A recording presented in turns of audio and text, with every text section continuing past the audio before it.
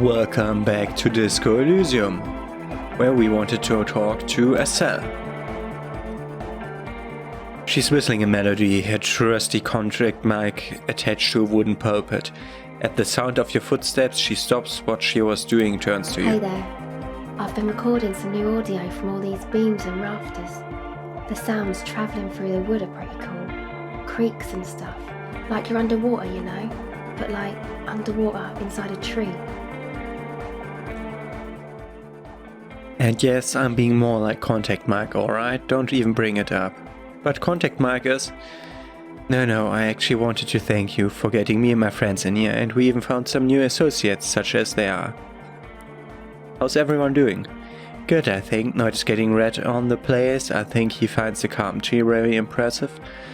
Andre's been setting up the compressor and dancing. X-Head's keeping the party up. He's got the stage under control. Sooner the programmer, she's doing whatever she does behind that radio computer first. She doesn't talk to us much, and the crapman hasn't shown himself, thank God. Now can you tell me about your associates? Sure, you have this out. I can repay the favor. What do you want to know? Tell me about Suna. She's a bit odd, I have to say. Doesn't talk much. I'm not really sure how to vibe with her, you know. Seems like she's not in a very good mood most of the time, but earlier today she told me about Welkins, and she seemed oddly happy, like she had some idea with those little creatures, some artistic idea. I didn't really listen, I was busy with my mic. What about Tiago? Oh, the crapman still gives me the creep the way he moves, but he doesn't actually come down that much, just climbs around the rafters. I just try to stay away from the crapman, but he talks to Noid. They seem to have something going on. What is he talking with Noik for? Beats me. Noid said they get along somehow. They're both crazy enough, I guess. What does he do up there? Who knows? He doesn't really answer our questions, see? Not that it's easy to ask them. What are we supposed to do, yell up at the tower? About the others. Andre. He's a cool guy. Doesn't really come off as one, but he is, to me at least. He takes care of shit, he's got a vision of what life should be, you know. He tries to push things until everything falls into place. He's an organizer. What has to be organized? Nothing, but then again, there's nothing to organize around here either. He really wants this church thing to work. Must have taken it as a sign when he found it abandoned like that, said it was an augury. I don't know where he got that from. He's not super intelligent. I've never seen him so psyched about anything though, he's often psyched. Looked sort of desperate, like it's his last chance or something, or maybe he was just high. I mean, not that he does drugs, he's just high, you know. On life? Yes, anyway. Could it be that he's boarding, him thinking it's his last chance? Come to think of it, yes, she laughs. This is the first time you've heard her laugh. He's in some kind of self-destruction mode there with that hair of his, bleaching it like that, probably wants to get rid of it altogether. Is Andre your boyfriend? Yes. Tell me about the others. Noid.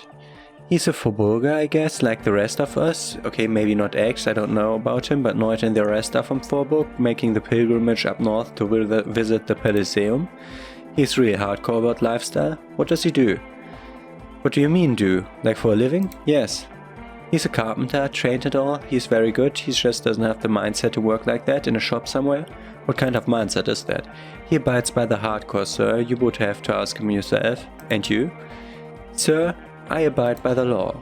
A strange feeling every now and then. Something feels off about the way she speaks. She doesn't change term, but you feel as though there's more about her than she lets on. What is this pilgrimage you're talking about? It's just some poor Faubourg kid do every...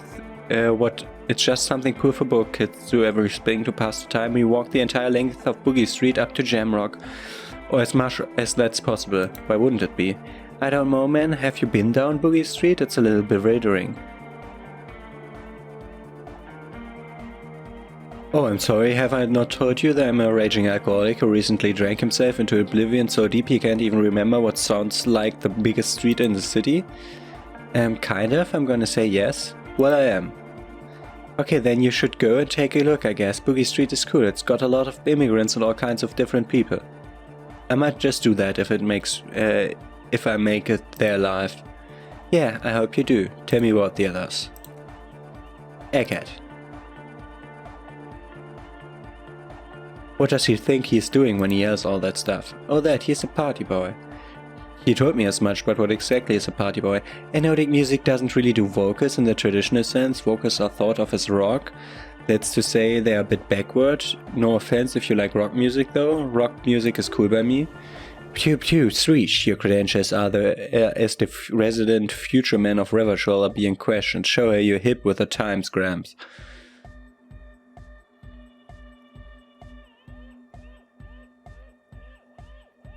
Goddamn right, rock music is the coolest. Rock music forever. Yes, forever. Anyway, even if you don't have vocals, you still need someone to say something every now and then to urge things on. That's where the party boy comes in. He basically just stands on the stage and dances, and yes, how awesome everything is. It's very catchy. I understand people are usually afraid to do things if others aren't already doing them. Dancing makes you dance like sneezing makes you sneeze, or yawning makes you yawn. Anyway, where's he from? How long has he been with you guys? Actually, we don't know where he's from or who he is, really. One time we went out partying somewhere in backwater Faubourg, or maybe even Coal City, I can't remember. Egg was yelling along to some gems someone was bringing all night long, just kept yelling until he didn't have a shred of voice left. When the sun came up over the mines, there were mines, yeah, it was Coal City. Egg came up with us, he made a wheezing puppy sound all the way back, couldn't even speak. It was definitely Coal City because it took us 2 days to walk back to the fort. He just wheezed the whole way, we never really asked him why he came with us or who he was. I think his name is Jermaine. People are sweet. You can see it must have been a great night. The memory causes her go silent for a moment or two. You wish you had been there. Do tell me about yourself. Me again? Yes, I forgot. Tell me about yourself. I told you I'm a silverbird. There's that phrase again. It seems it reminds you of something. What does that mean? It means I don't answer questions about myself. There's more to you than you let on. What am I not seeing? Alright. There is. But I'm a police officer, you have to answer me. Is there a law that would stop me from lying, though? That would depend on the circumstances. Fair enough. Catch the silver bird with reaction speed. Okay. Yo, man! What's on your mind? You say that as a carpenter yourself? I don't say much anything as a carpenter anymore. They try to make me into a reckoner and a leveler, made me a bit manic, you know. I regret the time I decided to do that profession and that worker collective. I say things more as a member of the hardcore Psydance community these days. You're not going to ask me how I knew? Why, you're a cop. I carry carpentry tools. The glasswork. Let's not talk about the glasswork anymore. You wanted to dance, yeah? Oh, hey man, it's good to see you. Difficult composure check, difficult interfacing check, difficult reaction speed check. All of them are yellow. Great. Good morning, comrade. Yeah, harder car.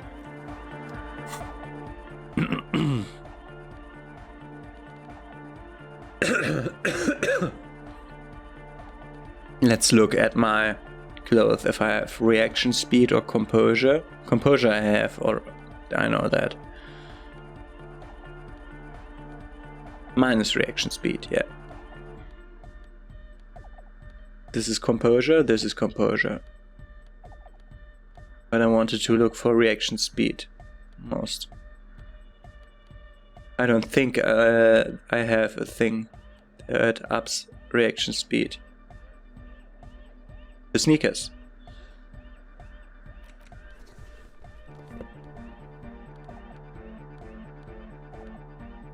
The Royal Carabiner pants. No minus, okay. Not getting better at reaction speed than this.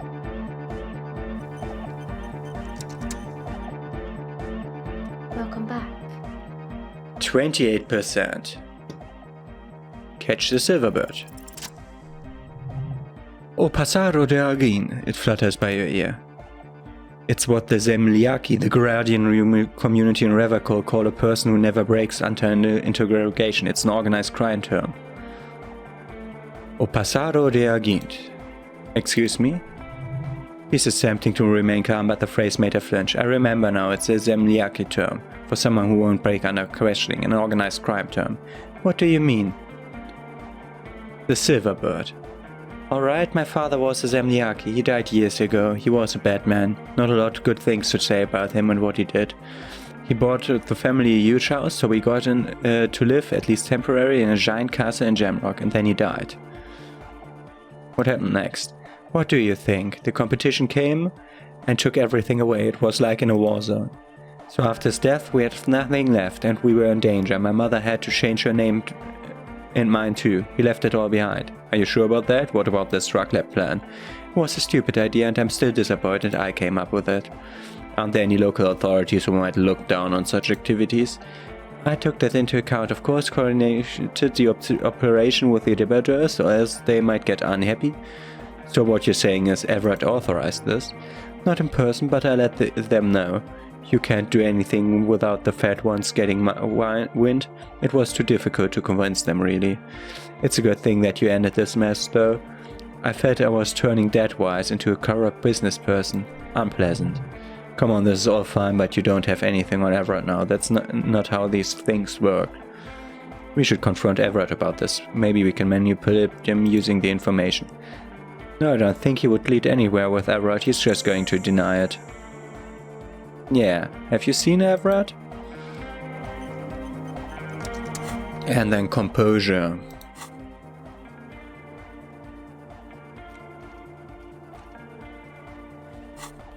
Composure stuff. What's up here?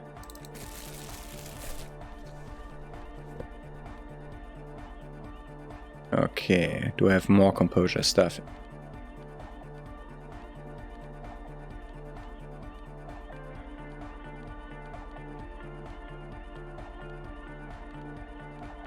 I don't think so, but I might just forget something, so I'm looking.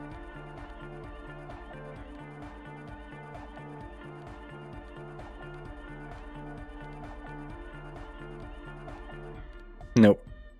Don't have anything on composure now. Okay. Composure was dancing, that was over here, yeah? Oh, hey man, it's good to see you. Dance fever incoming. Found the melody.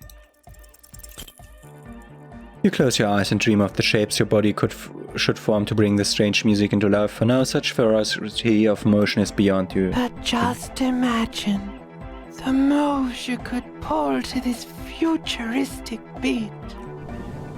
Puts a grin on your face just to think about it. Even a failed attempt gets the juices flowing and repairs some of the damage done, but better's lost. If you up the dose and truly dance, who knows what will happen. Salvation. Okay. Did that unlock some shakes? Perhaps. If that, then we have the Shivers jacket. What did we have pants-wise? The farm pants, yeah?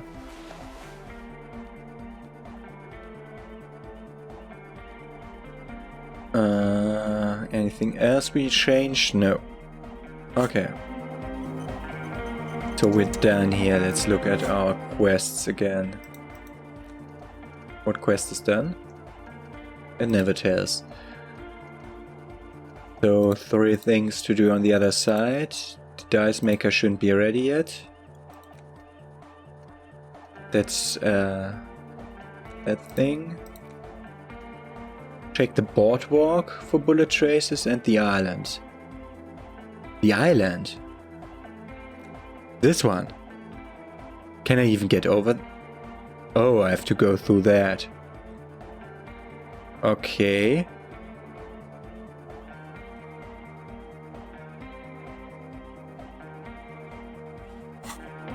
Okay, let's check if we can open that door.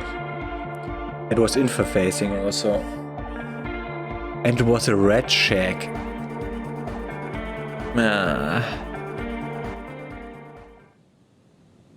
Am I not failing all red shacks in the moment?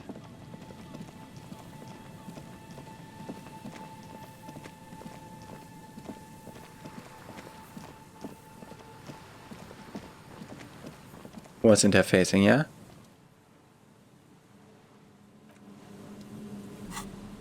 Okay, let's look. First, let's put tools in my hand to be sure that we can. That we don't, that we put one tool of every kind there. Then interfacing. I have the best interfacing gloves I can on. And nothing minus. I have no interfacing goggles. It's still 3%. I'm not doing that. It's a red shack. I can only try that once and it's that hard. Let's just do it. You rattle the handle a bit, then push on the door with all your weight. It does not budge. No, not only is it is locked, but it's also jammed shut. Huh? The door's shut tight. How can we get in there? We don't get in there. Come on, we even got in the light bending guy's container, but you're saying we can't get in here? Frankly, you're just going to have to accept the fact that you can't get in through every single door. No, we've gotten into every door thus far. That's what we do. We open doors. We're cops. That's our perk. Even Everett knew that's part of our MO. I'm not gonna accept this. The door could be part of the investigation. Relax, no one's hiding in there. If we can't open it, others can't either. Except with a key, and thus they can't get in. At least you can think about opening it. About doors in general, they are after all fundamental in your life. Perhaps something useful will come from this. One more door.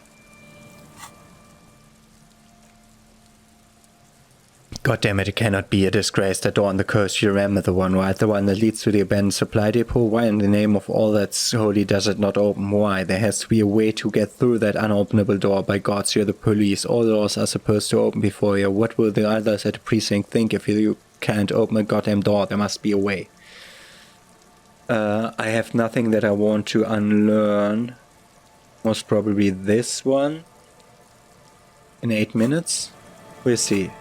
So we're getting my normal tools back. This and this.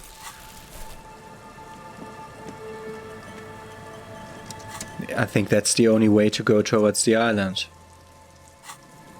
Let's ask Joyce Messier if she can drive us to the island with her ship. Or maybe we overlooked something on the boardwalk, but I don't think so. Let's just ask Joyce.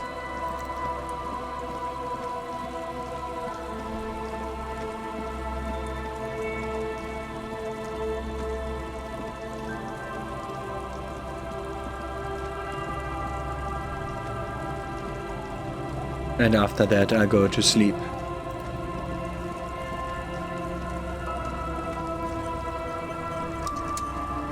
You're back. Good. What can I help you with?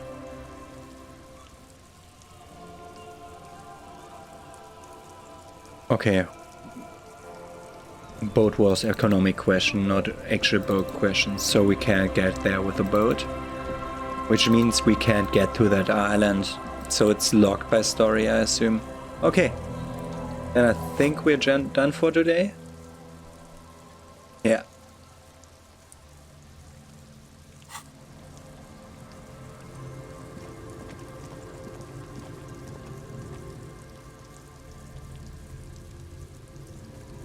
Wait, maybe we can discuss the books, so I'm doing that with the books here. So what do we have? We have Dick Marlin. We have the Men von Yelmdal, Medicinal Purposes of the Pair, The Greatest Innocence, Primer for Small Kids. That's another. We have read that. That's another Yelmdal book. We read that, we read that, we read that. That. Okay, we've got all of them. So these 6 books is what we're reading. Prepare for a lot of reading. Let's start with the book we found first, which is The Primer for Small Kids. A textbook for the first grade in primary school. On the cover, a humanoid bear is pushing a wheelbarrow full of letters. He's not doing a great job. The letter S is dangerously tangling from the cart, while E fell off a long time ago. Children should pay more attention. The title reads, A Primer for Small Kids. There's a bear and wolf. Exactly what I need. This book will show you the score, get you oriented with those basic concepts you're here to do behavior on. That anthropomorphic bear will give you the lowdown of your life. On what? The alphabet. Flip through the pages. Every page has a one word designated, one letter of the alphabet with a faded illustration. Most of them are scientific and cultural principles. It goes as follows. A is for azimuth. B is for Boreas. What is that alphabet? Is that the radio alphabet? Might be. C is for cosine, D is for diamet, E is for ellipse, F is for phlogiston, G is for gamut. H is for homeboy, I is for icon, J is for juror, K is for collapse, L is for laudanum, M is for myriad, N is for nadir, O is for aureole, P is for perihelidon, Q is for quasar, R is for rhododendron, S is for sinus, T is for tricolor, U is for ultra, V is for vector, W is for Wahrheit. That means truth in German. X is for xylophone, Y is for Ustava, Z is for zenith. That's it. You know the alphabet now. In what is called the IL, the international language developed by scientists from Graz in the 20s. Sinus means sign, for example. Kim, I know the alphabet now. Good, I also know the alphabet. It's a very useful skill to have here, things for all sorts of life activities, like reading and nothing else. And we got the precarious word.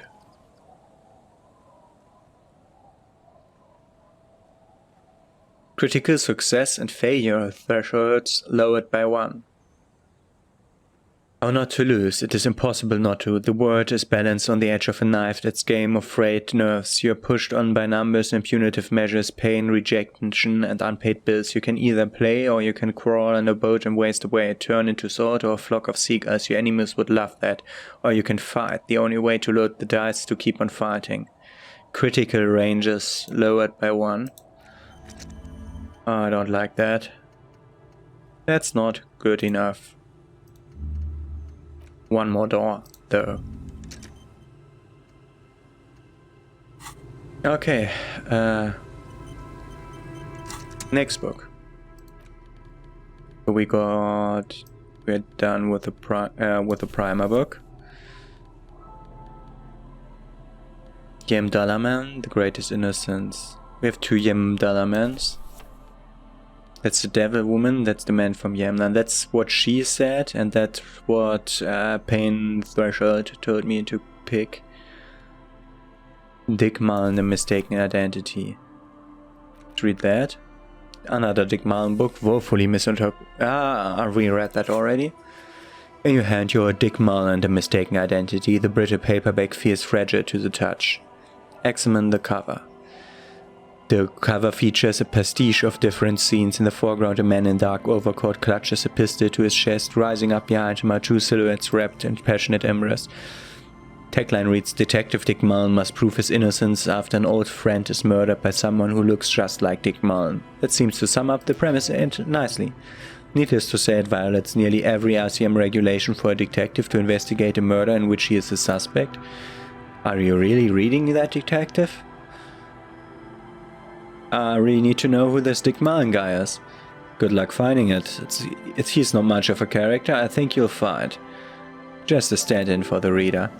The point is for the reader to feel like they are solving the crime along with Dick Mullen, a crude narrative convention but no less effective for it. Start reading. The story opens with a knock at the door. Detective Mullen is greeted by an old friend, Charlie Spillane, who has come to Mullen to ask a favor on his dark and cold night. Spillane needs Mullen to drive him in from Vesper to a small town along the Insulindian coast. Despite his friend's apparent agitation, Mullen does as he's asked, then returns home when he passes out drunk, as he does most nights. An extremely unprofessional and hurtful stereotype that's offensive to our upstanding officers of the law. I can't judge. 2 days later, Mullen is arrested by the Vesper police and charged with the murder of Charlie Spillane. At his interrogation, Mullen learns that Charlie Spillane was shot in a bar in the very town Mullen dropped him off in, by a man matching Mullen's description. Desperate to clear his name, Mullen manages to convince the Vesper police to release him for 3 days so that Mullen may solve his friend's murder and prove his innocence. The props released their prime Android suspect so he can find the real killer? Are you shitting me? What's the matter, detective? I don't know who's writing this shit, but I get the feeling they aren't expert on homicide investigations. Lieutenant shrugs, resigned to the idea that his profession will rarely, if ever, be accurately represented in art and literature. Okay, so Mullen didn't do it. Of course Mullen didn't do it, that's the whole premise of the book. Anyway, Mullen returns to the seaside bar where Spillane was murdered and meets a beautiful, mysterious woman named Diane Deneuve. Nice, a dame. And not just any dame, she's truly one in a million, a knockout whose mind is as dangerous as her curves, but she's got a secret. Man, who doesn't? Secrets are the currency of human relations. Your secrets are unknown even unto you, so does that make you a rich man or a beggar? Now it's getting interesting. Deneuve reveals that she was Spillane's lover and that he was mixed up with local amphetamine smuggling operation. As soon as Mine begins pulling at strings, the whole conspiracy begins to unravel. Not only is the local police captain in on the amphetamine ring, so is the son of a powerful politician, a strong-out art collector named Torvald, each of whom has his own reasons for wanting Spillane dead.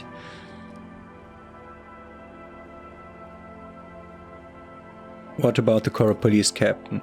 How outwardly the old police captain is a real law and order crypto-fascist, barrel-chester man who has beaten his share of suspects to pulp. But he's also dirty and increasingly paranoid that someone's going to expose his role in the drug ring. He would certainly have the motive and the means, but the captain walks with a noticeable limp from an old war injury. Is it possible that he was able to conceal it long enough to commit the murder? The politician's son. A typical privileged twat, in all likelihood. He's just in over his head. He does bear a personal grudge against Spillane, though, a former persecutor who nearly brought down his father's administration. The kid doesn't really have Dick Mullen's manly build, but he is the correct height, and while interrogating him at his home, Mullen did notice a certain overcoat that looked suspiciously like his own. What was that about the art collector? Torvald the art collector is a strong-out mass. Frankly, it's hard to imagine him holding a pistol steady enough to actually hit someone, let alone plug him 3 times in the chest the way old Spillane got it. That said, Torvald and Spillane have a long history, and while interrogating him, Mullen discovers that Torvald was once involved with Diane Deneuve. Could it be that this is all over a sordid love triangle? Get on with the story. One evening, Diane Deneuve comes into Mullen's hostel room in tears. The two of them drink half a bottle of vodka, and soon they are seeking comfort in each other's arms. Well, that testimony won't be admissible any longer.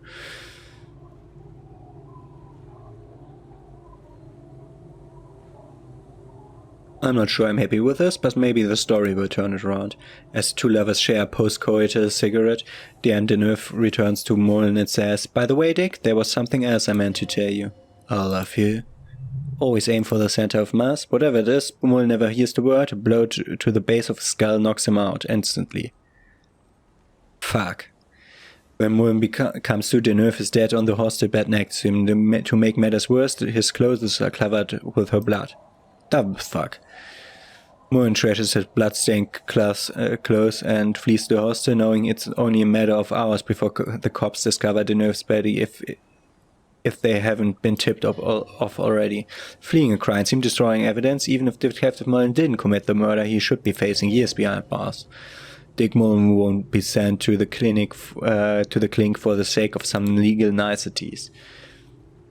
The heat is on. If Dick Mullen can't solve both murders before the cops catch up to him, he's going away for life. Can you solve the case before the cops close in? Wait, I've got some questions first. Why does everyone close to Dick Mullen wind up dead? It's a dangerous line of work, but somebody has to do it. That's why Dick Mullen never lets anyone get too close. Why did Dick Mullen become a detective in the first place? There was never a time when he wasn't a detective, he was born a detective. Was I not born a detective? From a moment you cease to read the story on the page and see the book for what it is, a collection of brittle, cheaply printed pages held together by glue made from the hoofs of horses. You won't find the answers you're looking for here, in other words. Why bother solving crimes when the world is so evil? Is it really so evil, detective? Yep, it's pretty fucking evil. Then why are you still here?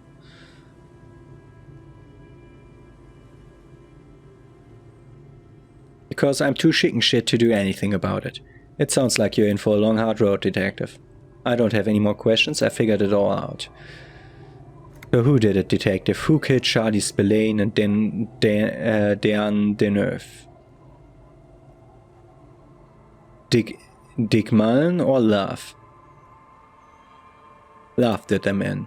What? That doesn't even make sense. There's never a straight answer with you, is there? You just get hooked on random stupid notions, then repeat them every chance you get. Now, go on, find out who really did it. You begin furiously flipping through pages. Even as you know these books follow a series of well-worn tropes, you find yourself completely engrossed. You're turning pages so fast you don't even notice the ancient spine coming unglued. You try to grab the pages as they come loose, but your fingers aren't quick enough. They're gone.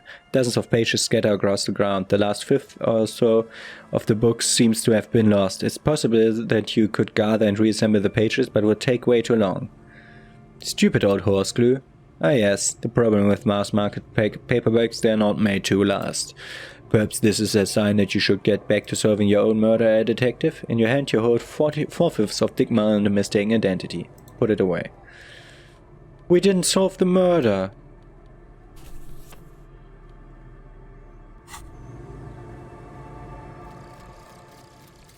One more door.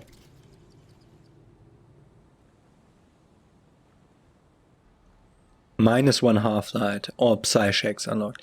There's no way to open the supply depot door. Accepted. You can open all the doors. You have to integrate this into your character. Some doors will forever remain closed, even if every single other door will open at one time or another, maybe to a key or maybe to some sort of tool meant for opening doors, but this one will never accede to such commands. A realization crucial to personal growth. Crucial.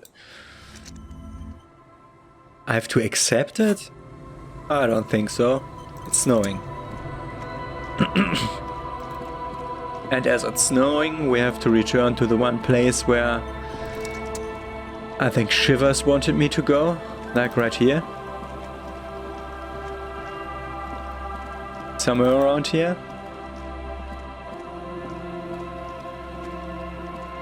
I have to return when it's snowing, it said.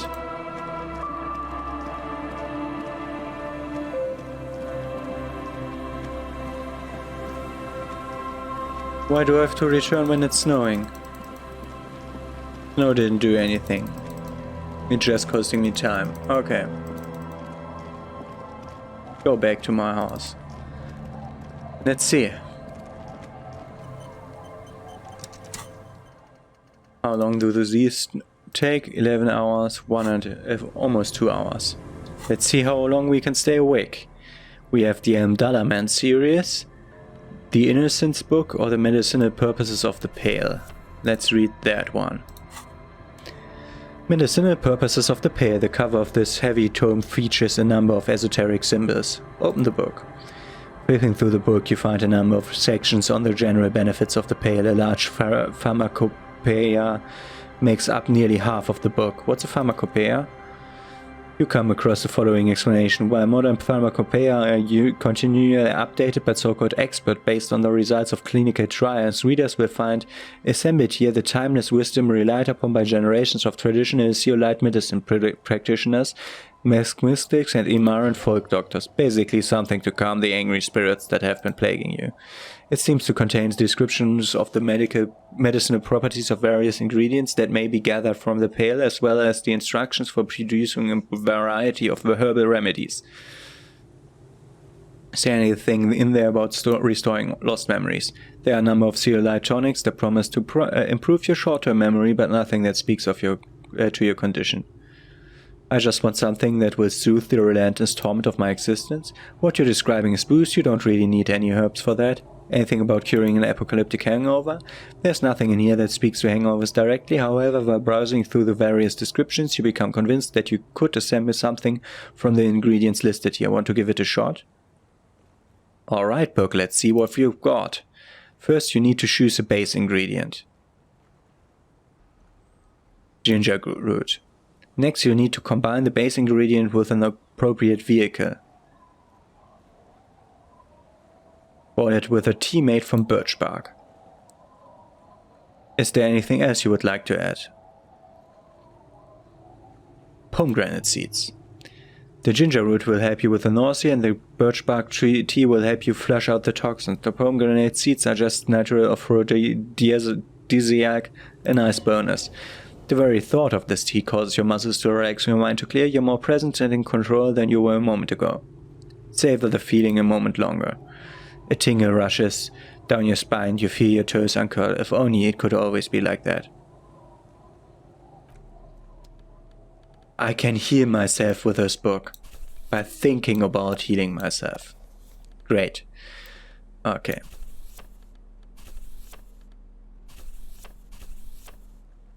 The Greatest Innocence.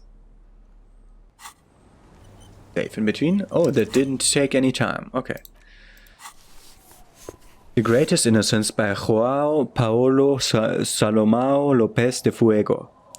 The book is large and heavy. Crack open the immense tome. Browsing through the various chapters, you try your best to understand the ceaseless overflow, the sprawl of names, dates, places, events, historical.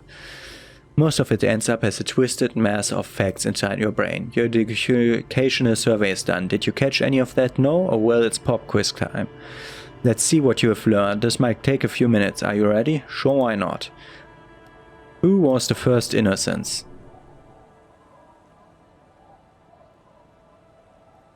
Dolores Day? Incorrect. Was the innocence of humanism, internationalism and welfare state. She codified parliamentary democracy and created modern institutions. Amongst these are the moral and turn. She was powerful and beautiful on all her icons. Her colors are silver, white and apricot, and when you think her name, Dolores, stomach acid rises to the back of your throat and it hurts. You see a flash of silver, a wreath, an arc put back, and blonde hair. You don't know why. Another choice, perhaps? Steer clear of this one. There's something terrible about this one. What? A strange sensation of loss. When she left the earth, the dust, and the eyes and the humans, that is unimportant to the quiz. Stop thinking about this. Who was the first innocence? It was Sola. Incorrect. Sola was anointed during the previous century and even lived to see the current one. She was an urban planner who spoke her mind and largely left history to its own devices, encouraging people to excel on their own rather than prescribing to a deified model of history. She is often called an anti-innocence. Sola resigned after the assassination attempt by a Yugo nationalist who blamed her for not taking the side of the left during the turn of the century revolutions. Innocences don't usually resign. Care to try again? The Pernicanesian. Correct. Nothing much is known about him. It's not even clear that he was a he, but Franco Negro presumed as such and called him pious. He is depicted as a young man with molten gold pouring out of his mouth. All he spoke was gold. It's said he invented God and equality of man before God. He also introduced the gold standard as a way for measuring that love. As the first innocence, he declared that there should be more of those like him. It is presumed his disciples were the beginning of the Holy Party, the founding party. Who was the strongest innocence? Easy, everybody knows the answer to this. You, me, anybody. Doesn't sound too familiar to me. Shoot me a hint. An innocence is the highest category of historical personage in the world, a literal personification of history. Traditionally, an innocence, when anointed, assumes supreme rule over the Occident or the known world in general, at least the parts that matter. Very interesting, but that doesn't help me with the question. Irma can do better. Okay, so commonly an innocence does not enforce his or her power through military power. This is seen as unnecessary. The innocence wins because an innocence can't help but win, but their deeds are inevitabilities. Did this help? Nope. Damn. Dolores. He wants to suffer every time. What was the question even? What was the strongest innocence? Ah, Dolores did do wars. I know that. Incorrect again. While she originated many modern institutions, launched several successful expeditions, was even critical to the incentive system itself, and somehow keeps popping up in your mind, she is not often considered the strongest. Even though the words most associated with her rule are l'amour, la compassion, l'autodiscipline, love, compassion, self-control, which could be seen as facets of strength. Would you like to try again? Please relax. Vesper Messina, Incorrect. Vespa Messina is not a person, but a defunct state of the southeastern coast of the Occident. It used to take up most of the peninsula before separating into the republics of Vespa and Messina. So Franco-Negro. Correct. Named the innocence of militarism, he codified hereditary rule, but at the same time ended serfdom and established the Inter-Isolare Real as the global reserve currency. He also established the concept of the nation. Franco-Negro attempted to solve the rising tensions between the aristocracy and bourgeoisie by building a unified society in which every man has a place and a mission, but at the same time may rise to nobility provided on the strength of this virtue. It was the false innocence. All news to me, so maybe a few hints. Yes, there exists a group called the Founding Party, known as the Holy Party during the time of the Pericarnassian. This, the world's oldest international organization, spends its time in search of either the re-emergence of the innocents or new members. There seems to be a mix-up with the sources. It's not my fault. At least it clearly wasn't Dolores Day. She wouldn't be false. She's beautiful. Dolores. Nope, stop thinking it. I said it wasn't her. She was true. Erno Pasternak? There have been a number of counter or false innocences, so assumed to have innocent qualities, some who just thought so themselves. Occasionally they have the support of affection inside the ecclesiastic organization, and accusations of foul play have arisen. The most famous and important of these was Erno Pasternak. He was into torture, despotism, hymns, cannons and world conquest, but got defeated and humiliated by Stefan the Despicable of Kidra. Final stretch, you've come so far and learned so much. This is the most important one. Question 4. Who was the greatest innocence, the most important of them all, the most precious to humankind? You sound confident, go right at it. A hint would come in handy. Of course, this is my thing. The reason I exist in the world. The correct answer is Franco-Negro. Are you absolutely certain of this? 0 doubts. Well, it was actually her. Dolores Day. Correct. The mask might see Franco-Negro as the father of nations, but as of this century, there has been a great shift in attitude. Dolores Day has become widely regarded as the greatest innocence, the most radical change to the whole fabric of the world. Everything from inter-isolary travel to the connected world to 3 consecutive scientific revolutions can be traced back to her. Every decade that passes, she seems less human somehow, and more beautiful, even more beautiful. Congratulations on finishing the test. The results and your subsequent grade have been calculated. You get AD. Not particularly remarkable, but technically a passing grade. Not that anyone really expected better. You would have done better if you just left Dolores Day for the end. Dial the Dolores Day down a bit. Damn you, you arrogant book. What's going on with you? Thinks it's so smart, goddamn book? Okay. You're shouting at an inanimate object like a real weirdo. No wonder you seem to have trouble with the right answers. Man, something's weird about this book. You should do something fun instead. Rock out. Forget about it. Okay. Then the Amdalaman next. And don't think I don't see that the time isn't passing on. So I can take as much time as I want. So let's do one of the Amdalaman books. The Men from Helmdal. The Amdalaman and the Men from Helmdal. The cover of this tattered paperback features the man from Helmdal standing atop a pile of bloody corpses. His 2 sword-handles are crossed over his massive chest in a dramatic X, the blade dripping with gore. Hell yeah! Behind him rise the harsh snow-capped peaks of his native Northlands. In bold red letters the title Helmdalaman, the man from Helmdal, unfurls like a banner. In the foreground a nearly nude woman lies spread in supplication, her privates strategically covered by her flowing black hair. Look at the back cover. The back blurb reads, his latest adventure series has the perfect introduction to the savage Helmdal saga. Meet men from Helmdal, his faithful blood brother Turbad, the noble Lord Vrothgar, and some of their most fearsome foes yet, for the Northlands, for Helmdal. Below in smaller font you see the parenthetical, adapted from Men from Helmdal and the Necromancer's Treasure, Men from Helmdal, Lord of Vrothgar, and Men from Helmdal, The Curse of Nachtherra. A brazen attempt to bilk friends for more money by splicing together old stories on a new title.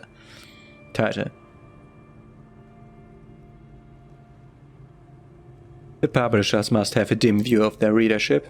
Their main concern is the continuation of the franchise, not making literary history. First couple of pages.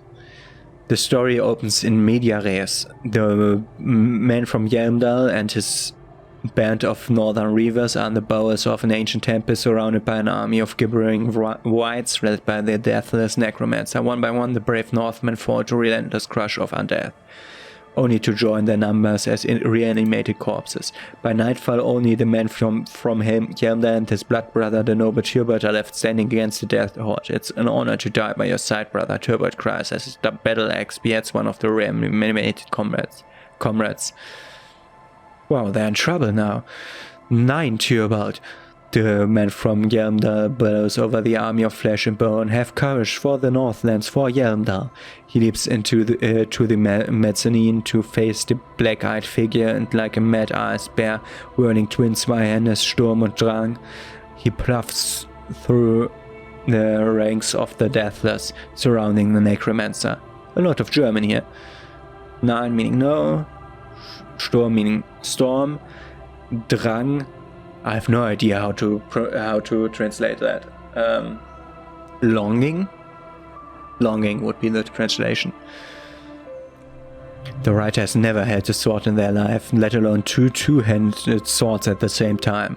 It is physically impossible for a human being to effectively dual-wield Zweihander swords in any kind of real-life combat situation, and with deadly finesse his twin blades scissor the necromancer's head from its body. The undead legions collapse like ragdolls as the dark magic leaves them, and the two Northmen stand there alone in the cursed temple where the bodies of their lost brothers litter the floors. Skip ahead. A few chapters later, the men from Yelmdal and Turbot are in a completely different setting, high above an arid desert, riding a pair of griffins that always seem to appear at narratively convenient moments. This book makes a mockery of the very idea of good plotting, though something tells you coherence was never the point. The Northmen find themselves in the court of the powerful southern king, Lord Hrothgar. The old king besieges the men from Yelmdal to rid his kingdom of the Nachterra, a subterranean clan of blind wizards who traded their souls for demonic powers. The man from Yelmdal extracts a high price from the desperate king. He asks land for the homeless desert pygmies living exiled in the kingdom's borderlands. Hrothgar offers the hand of his eldest daughter instead, but the son of winter does not budge. Hold on, why is the man from Yelmdal doing any of this? What do you mean? Why is he doing all of this? Because the flame of justice burns bright within his chest. Because above all he is driven to bring honor to the name of his beloved Yelmdal. Because his noble Catalan bloodlust for glory and conquest. It cannot be denied. Is that all? What do you mean, is that all? Is there anything else to his character? He is the man from Yelmdal, forged in the fury of battle. Death was his sire and blood his dam. He had but 14 winters when he left his frigid homelands in Cutlet to seek glory and honor. That is his character. He doesn't even have any real name. What is inside this man? All his muscle and bone, all he is. Okay, but does he have any internal tension? He is the wildest man alive, the only mortal strong enough to wield the twin Zweihander Sturm und Drang, whose names mean storm and... Yeah, I get that, he's strong and has big swords, but why should I care about his characters? What are you? A book critic? Actually, yes, I'm a goddamn art cop. Enough, you're ruining the pacing of the story. Now where did I leave you off? Ah yes. What pacing? You skip past the section detailing an elaborate banquet with many toasts, as well as the long and perilous journey from Hrothgar's keep to the ancient forest of Gestor, where our heroes infiltrate the Nachterra's dire hall. In the center of the great hall stands a blood altar on which a pair of Nachterra are disemboweling a shrieking peasant, an unholy rite that empowers the Nachterra forbidden magic. As the vile ceremony ends, the sound of steel unsheathing draws the Nachterra's attention to a pair of cloaked figures standing in the doorway. Swiftly the visitors toss off their cloaks and unsheath glimmering northern steel. It's the man from Yelmdal and his valiant twin blood brother Turbot. Well, yeah, who else would it be?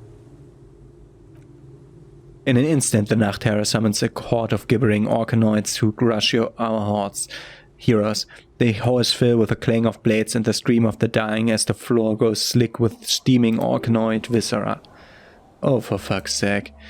When the din of the battle settles, only the men from Yamda and Turbot remain standing, exhausted and dripping with the entrails of their foes. The two Northmen confront the foul Nacht Terror.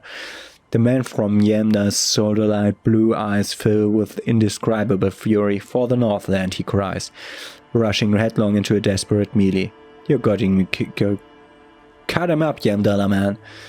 He probably is, but you can't be sure, cause this one ends in a cliffhanger and a footnote saying to be continued in Yamdala man's at the gates of tomorrow. Coming soon at your local bookstore. Considering the sheer amount of different Yamdala man books out there, it's very unlikely you're ever gonna find the sequel. The man from Yamda stares at you on the cover, his face fixed in grim resolve. Put it away.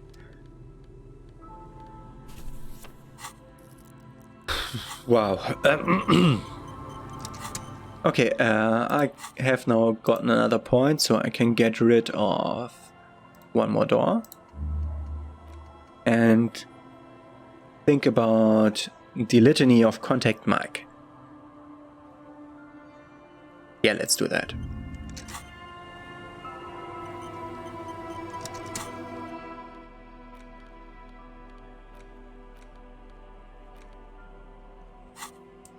The edges of the pages have worn and smudged. A lot of people have read about the Devil Woman's alterations with a Yamda man.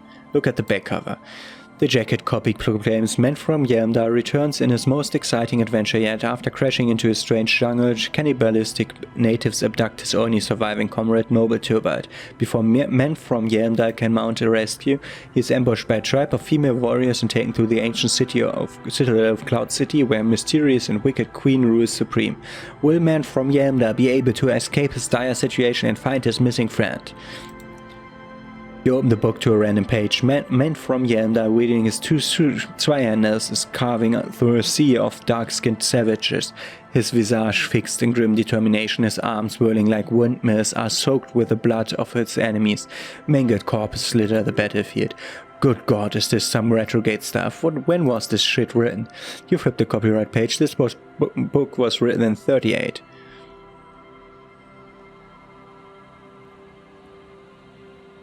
Oh shit. Gritty and heroic. Berserker rage burns in the azure-hued eyes as he brings glory and honor to his long-lost Yamdala tribe from the village of Yamda. The ivory giant roars like an ice bear, and the winds of Katla howl out his name. Give me more. Man from Yamda rides on a gilded griffin, his golden mane billowing in the breeze, both Zweihanders sheathed on his back. He is off to war. Will he conquer his enemies, or will he conquer himself? Onward! The steel muzzles of Man from Yamda gleam in the humid jungle air, yet the man does not sweat. In meditation, his soul drifts in the frigid Northlands he calls home. Oh shit, holy shit, this is so me! A passage reached the Man from Yamda, looks up, his eyes blue as the mountain lakes of his homeland. He rarely speaks, but now his voice booms in the darkened throne room. Do not try to sap my masculine essence, wicked temptress. Son of Yamda will never succumb to his seductive wiles. Thine spells are no match for purity and strength of will. Brothers of Yamda stand above the vices of flesh, for it is weak and corruptible, yet mine is forged in gore and strife. Queen Lydiana just laughs a sultry and salacious sounds and says, "I have grand plans for you, Man from Yamda." She gestures her diabolic hand towards an array of potions and arguments. "First you shall please me, then lead my armies against the vicious cannibals." Not a muzzle moves in the face of Men from Yamda, yet inside there's turmoil. This goes against all he holds sacrosanct.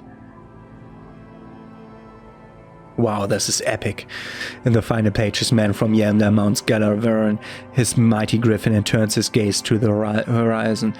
Queen Lydiana is dead, but an army of cannibals is storming the gates, and there's still no word of trusty Turbot. To find out what happens next, you'll have to pick up Men from Yamda and the Three-Eyed Skull, available in fine bookstores everywhere, spring 39. Okay, and we read about Yamdala Man. The next up is Serenity? No, the Viril board game. This is the supplement, Mega Settings Supplements module. That's not the game itself here. Large letters on the front form a title, Viril. The colorful box is illustrated with bucolic vistas. The cover art also features odd-looking humanoids, some short, some taller, some with pointy ears, others with ephemeral wings. Examine the box. Text underneath the title in a smaller typeface reads 3rd edition Mega Setting Supplement Module, a sword and sorcery adventure board game with new maps and miniatures. Shake the box.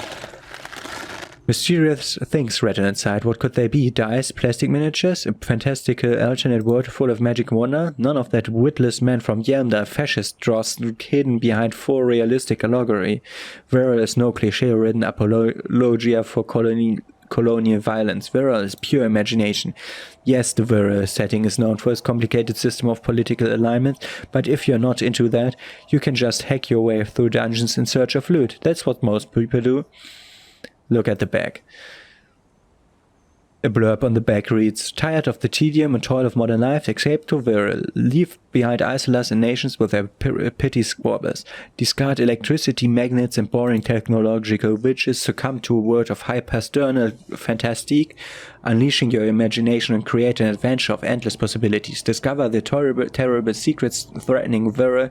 Can your band of adventurers save the world? Yes, we are ready to take on this challenge. Exactly, that's the spirit. All you have to do is read an intricate rulebook, study an assortment of maps, unfold the illustrated game board, and start rolling dice.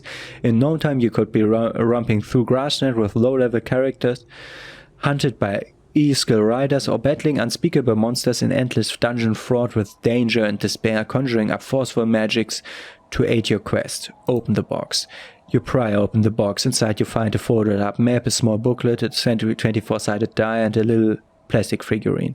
The figurine, you see a man in ragged clothes, wearing a lopsided hat and wielding some sort of a firearm. Interesting, a communard. What's so interesting about that? The figurine is not part of the Viral game setting. I guess someone misplaced it during the packaging process.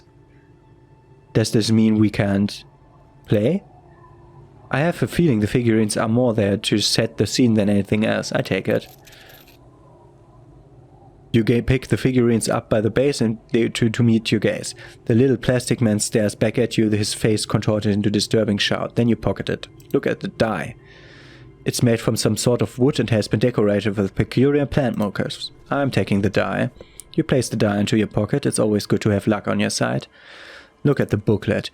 A quick guide to the magical races of Viral. Create your own hero choosing from any of these completely unique and fantastical backgrounds. The options are in order of importance: the Vulcan, the Dweorger, the Human, the Fairy Folk, and the Pygmies. The Vulcan are tall, lithe, and graceful with long flowing hair and pointy ears. They are known for being powerful magic users, but can also hold their own in a brawn-driven fight. The Vulcan come with a variety of exciting sub-races: High Vulcan, Forest Vulcan, Lake Vulcan, and Snow Vulcan, but if you're not feeling experimental, basic Vulcan will always do. Dweorger. A race of industrious mountain people. Dwarves. They are short, stout, and muscular, and enjoy digging for gold and other precious minerals. They are also well versed in the art of combat, where they prefer to use axes and hammers. The Dweorger also come in different sub-races: Hill Dweorgers, Shield, and Dark. The Humans. They are just human. What else is there to tell? They are average in all stats and jack of all trades. Fairy Folk.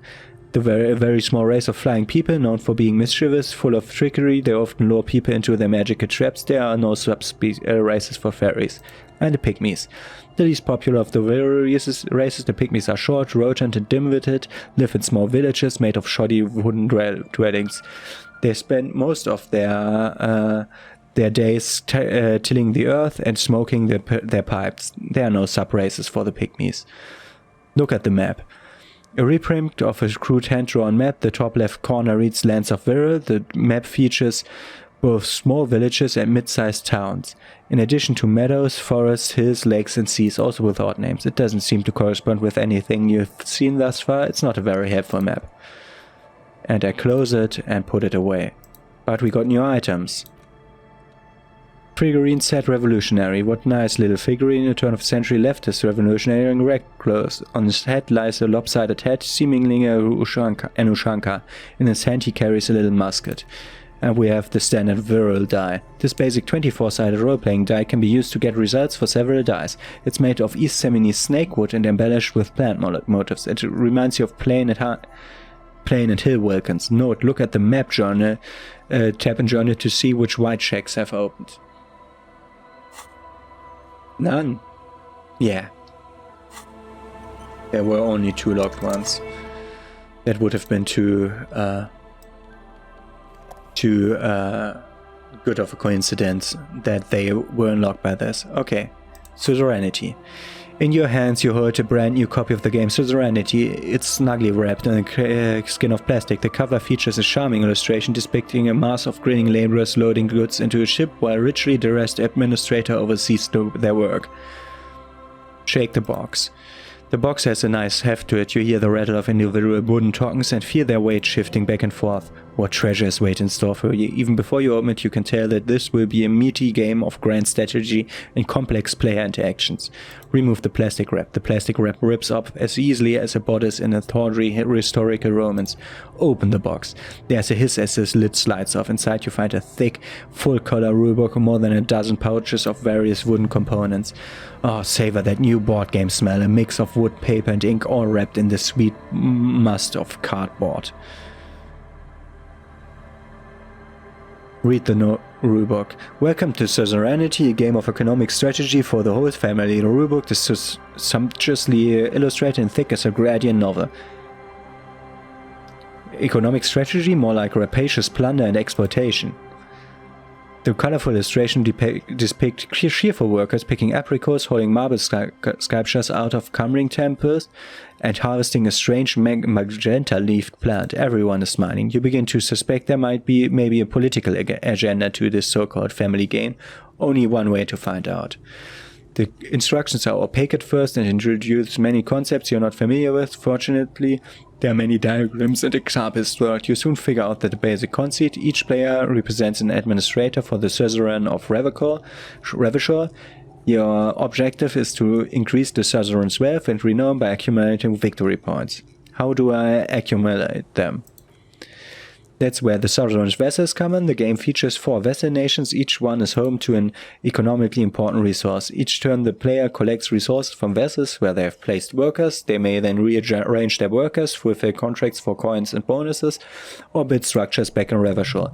As you leaf through the pages, your eye catches on a sidebar called Advice for Beginners.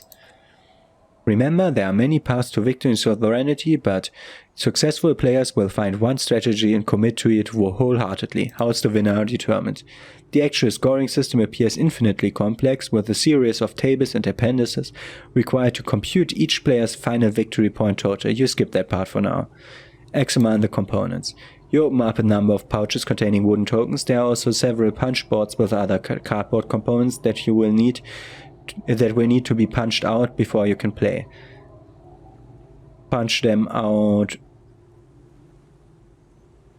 one by one. Each cardboard token makes a satisfying shuk as you pop it out. Soon a neat pile of cardboard coins and counters had accumulated before you. What, you're not going to offer to let me punch any of them out? Check out the wooden tokens. In addition to the worker and building tokens used by each player, there are also several piles of colorful resource tokens, each representing one of the game's 4 principal resources. From the Empire of Safra, orange apricot tokens; from Ilmara, that inserts the name of Ilmara; grey marble box tokens from the Seminine Islands; white sacks of sugar tokens; and from Supramundi and Saramiriza, magenta tokens for unprocessed cocaine leaves. Oh, those are nice. The lieutenant picks up his sugar token and admires it. Put the components away. Hey Kim, wanna play? Lieutenant looks over the rulebook before he sees something that makes his eyes go wide. Holy shit, the average playing time for this game is 1 to 6 hours. I'm not sure we can afford to set aside that kind of time for a game. Let's try it. What is detective work if not an elaborate game? You need logical interference, attention to detail, the ability to analyze your opponent's move. Come on, it might help us think of more creative solutions to this case. I do feel like my thinking has become somewhat rigid. Maybe a little diversion to keep the mind limber is just what's in order. See, he's doing the hard work himself. All he needed was a little nudge. Alright, you convinced me. How do we play? I read the rules already, I'll show you. You explain the basic setup procedures to the lieutenant, who seems to be a quick study. You each take your bags of tokens, counters, and fold the board between you. In the center is the crown of Revachol. Radiating outward are colorful vessels, each one supplying some raw materials desired by the suzerain: apricots from Safra, archaeological treasures from Il Marat, sugar from Seminine Islands, and magenta cocaine from Supramundi and Saramizia. There's also a neat little log to keep track of your process in case you need to put the game away and return to it later. Lieutenant goes first. He draws a contact card and moves several of his workers to the Safra territory of the board and the others to the Seminine Islands. Alright, Detective, your turn. You have a few options available. Will you try to fulfill contracts right away or rearrange your workers to maximize production in future turns? Remember what the rulebook said. You want to choose a strategy early on and stay committed to it.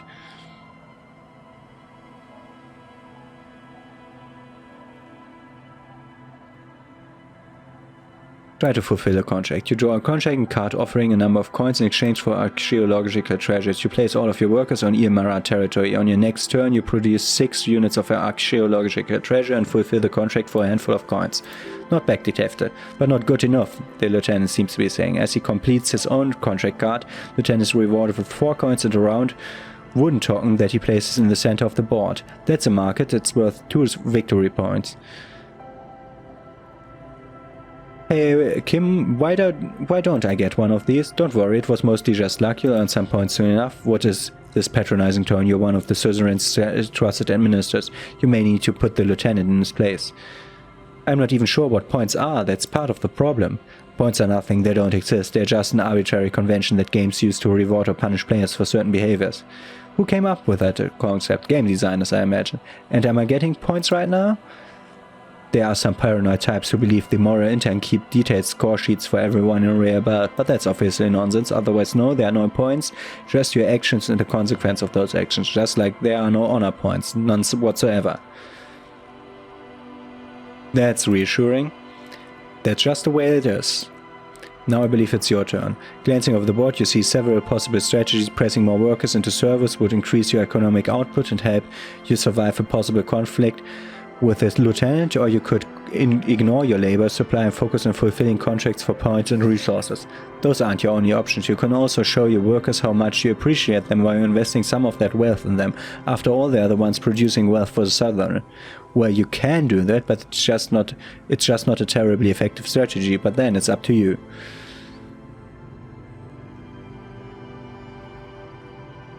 Game said that I should stick to one thing, so I'm fulfilling contracts. Who cares about work and territories when the real action is in Revachol? You spend your turns fulfilling contracts for sweet coins and one-time bonuses.